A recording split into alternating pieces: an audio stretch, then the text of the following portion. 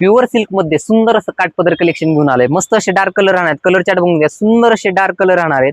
मस्त असे English colour with dark colour राहणार आहेत. एक पॅटर्न ओपन करून सुद्धा दाखवतो.